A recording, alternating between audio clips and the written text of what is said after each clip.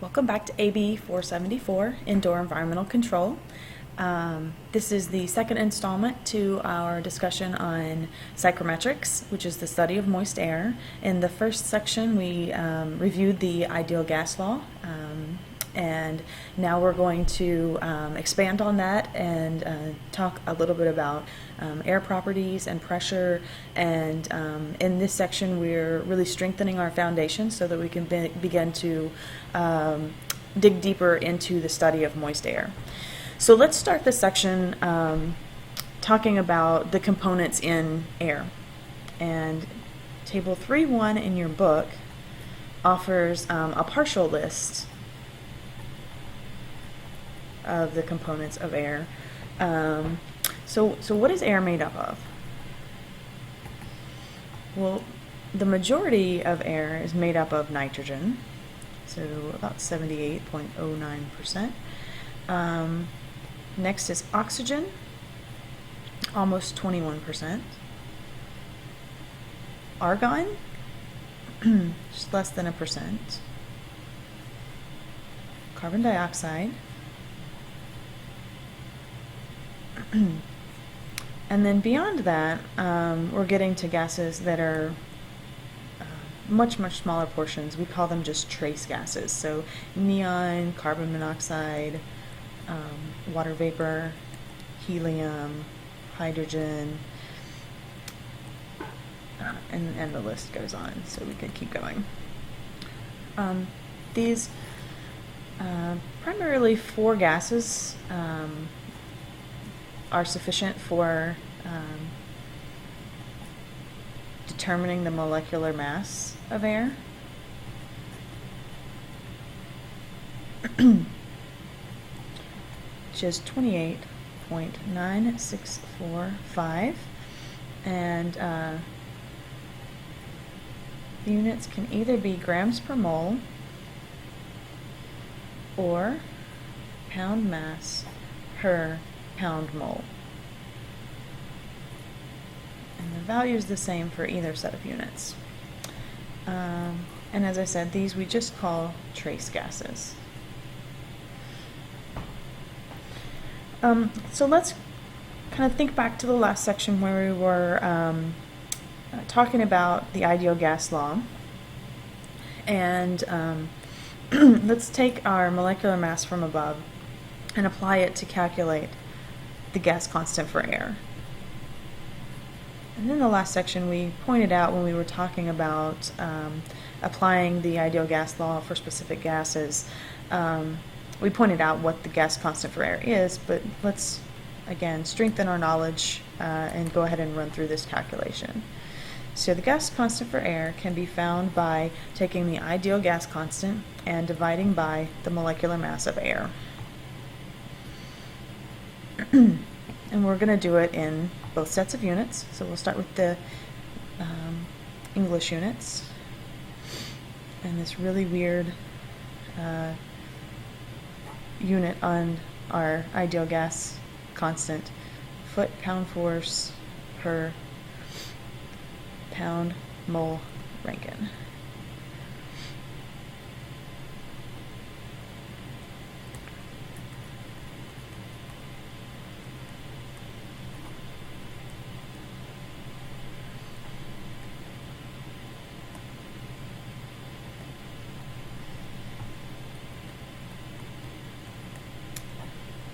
We get an equally strange unit on our gas constant for air.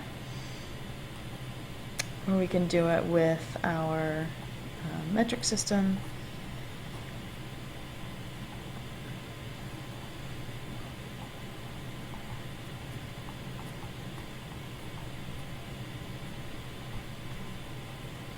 And get something that's a bit more familiar.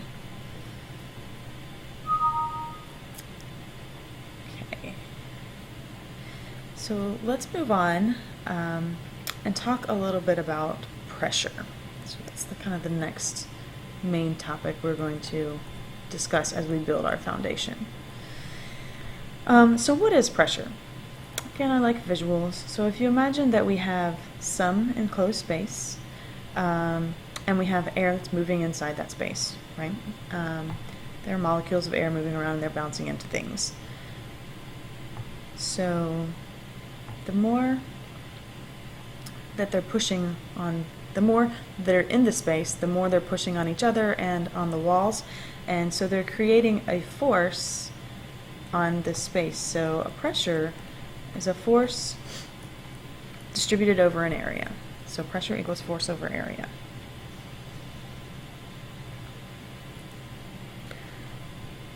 And let's specifically think about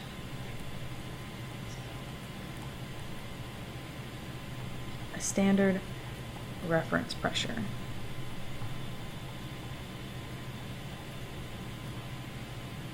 And our standard reference pressure can be measured a lot of different ways, which we'll talk about in a minute. But 1 atmosphere is a standard reference pressure, or 29.92 inches of mercury is another way to represent our standard reference pressure. When we say standard reference pressure, what are we referring to? So with reference to what?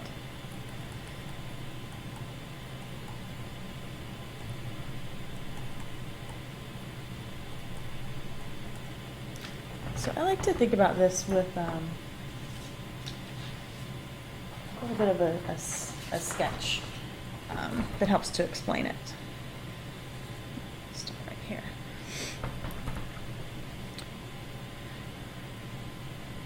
Okay, let's say that we are, we'll go ahead and define that our reference is at sea level. And the pressure where we are, we call atmospheric pressure.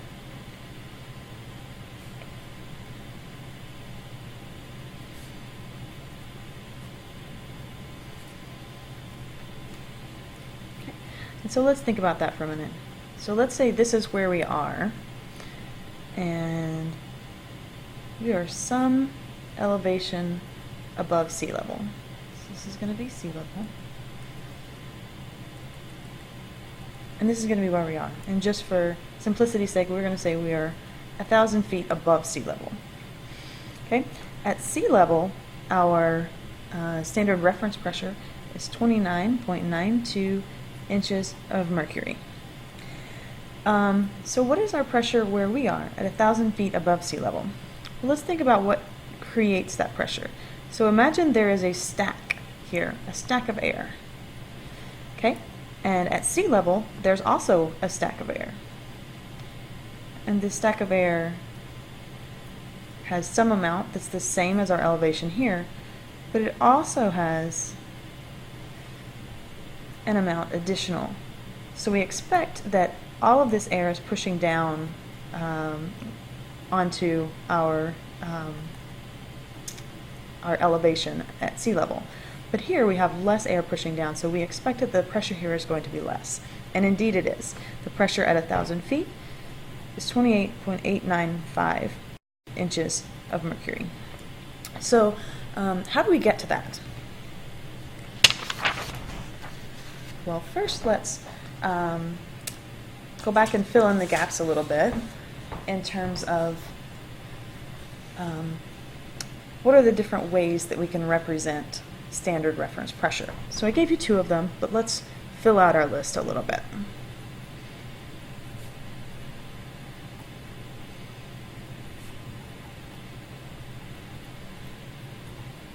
So we already said 1 atmosphere.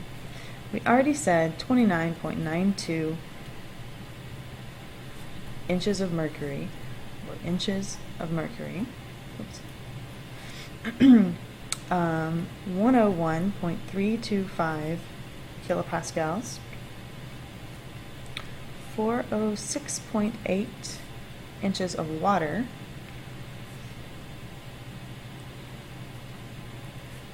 4 inches of water, 766 millimeters of mercury, which also has a name of a torr, so 1 torr, 1.0132 bar, or 14.695595 psi. So that's a lot of ways to measure pressure, but we at times will run into all of those. So it's important to recognize that there's a variety of ways to represent standard reference pressure. Now the second part of that is, how do we figure out the pressure where we are? So let's talk for a minute about calculating our atmospheric pressure.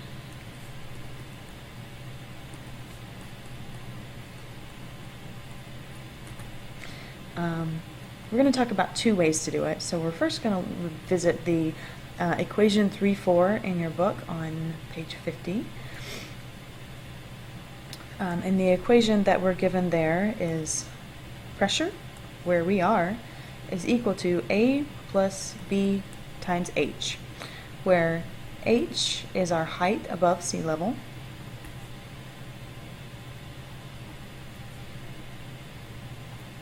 and our coefficients, our variables, A and B, are going to come from a table, so from table 3.2. And we have the table in two sets of units.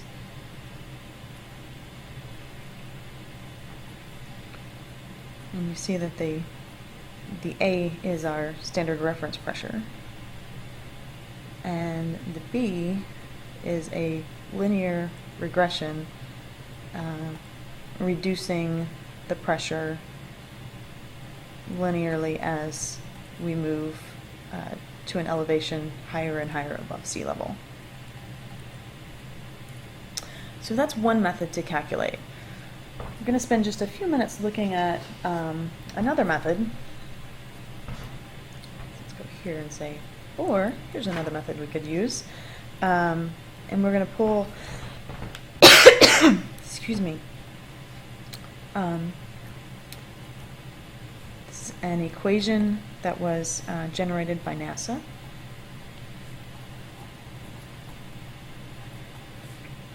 It does use metric units.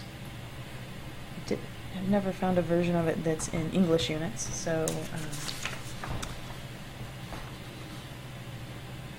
you need to convert at the end. There are a number of places you can go to learn about this method a little bit more. I rarely send students to Wikipedia, but in the past I've found a reasonable description explanation of this equation that's pretty easy to digest on Wikipedia, so you might spend some time there if you want to just get a quick read of it. The equation looks like this.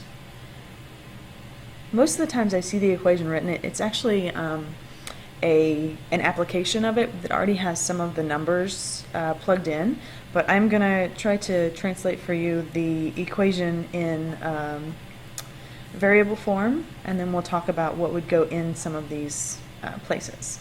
So P sub 0 times 1 minus L over T naught times H, all of that is raised to the power G M over R L. So let's define these variables. So P naught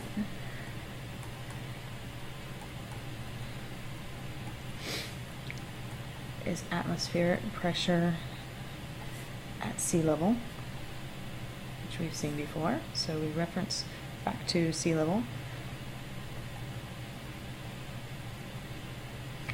101.325 pascals. Oh, 101, maybe 325 kilopascals, or 101.325 pascals. So we got that decimal. All right, and then L, this capital L, is what they call the temperature lapse rate for dry air.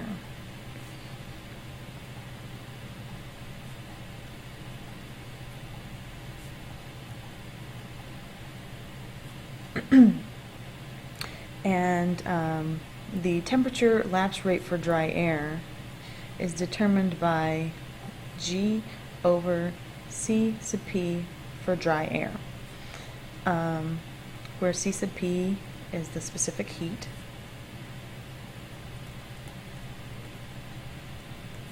it's approximately 1007 joules per kilogram Kelvin.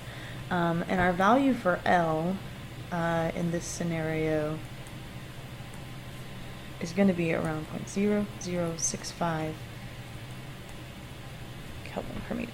So this is one of the numbers that is typically substituted in when you see the equation. All right, our T naught is going to be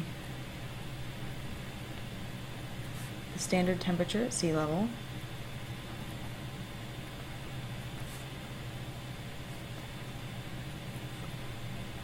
(288 Kelvin). H is the same as before. It's our height above sea level. In this case, it must be in meters. R is still our universal gas constant.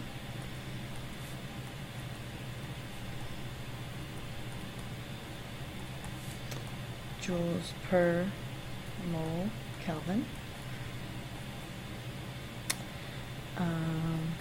M is our molecular mass of dry air.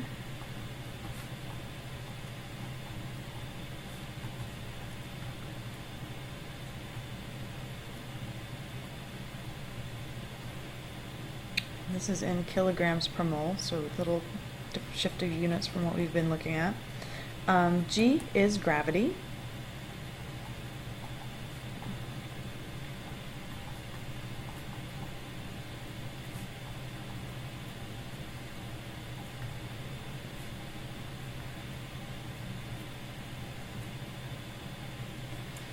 And that completes our equation from NASA. So this is another opportunity for you to calculate the atmospheric pressure at your current location. So when we say atmospheric pressure, what do we mean? Well, first I want to point out that there are a number of names that are used synonymously, especially in psychrometrics whenever we're in HVAC systems, when we're talking about things related to psychrometrics. So atmospheric pressure is one that we hear. If you hear barometric pressure, we're almost always talking about the atmospheric pressure. And if you hear total pressure, again, we're almost always talking about atmospheric pressure. So just know that those are typically used synonymously with one another. So what comprises this atmospheric pressure? So in your book, equation 3.7 says big P is equal to little p sub A plus little p sub V.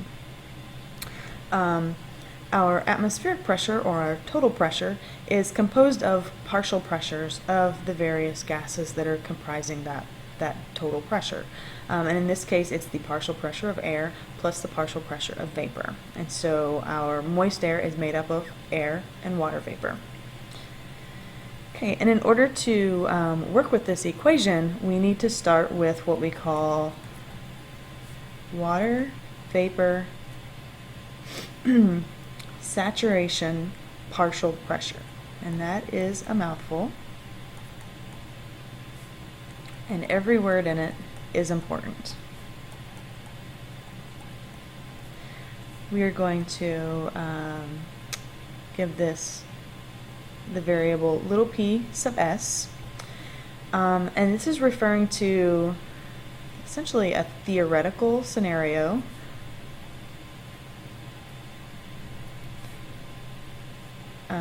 at a point where when we would be at the point where the air is holding the greatest amount of water that it could hold.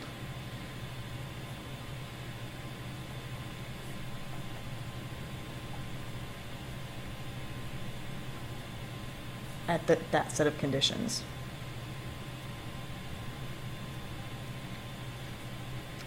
Can also be found as the pressure at which water would boil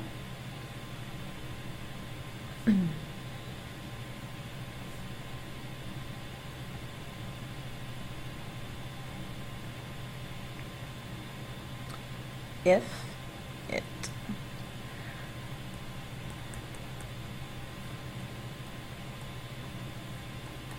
we're at the same temperature as the air. So essentially, we're at saturation. So it's the partial pressure whenever the air is holding as much water as it can. So we call that fully saturated. We do get there. I say it's theoretical. It just isn't common for us to be there in most of the cases that we're working with. So water vapor partial pressure, as we see above, this little piece of V,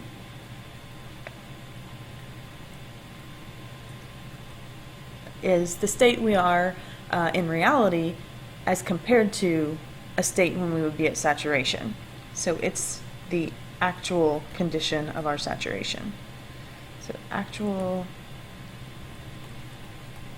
condition of water vapor in the air.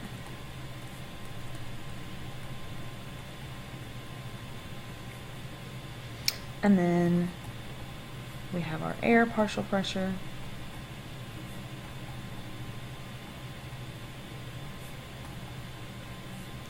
And our air partial pressure is going to be made up of all the partial pressures of the components in our air. So before we said air is made up of nitrogen, oxygen, argon, CO2, and a lot of other trace gases. So the partial pressure of each one of those added together gives us the partial pressure of our air. If we had a scenario when we needed to look at some gas X partial pressure, we could do that.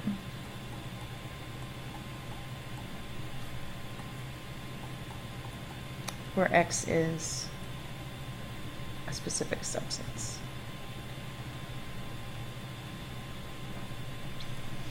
So this is where we're going to stop with this section. I think at this point we have a reasonable foundation for us to start talking about the a set of moist air properties, and that's what we'll do in the next section. So we'll start to actually spend more time thinking about the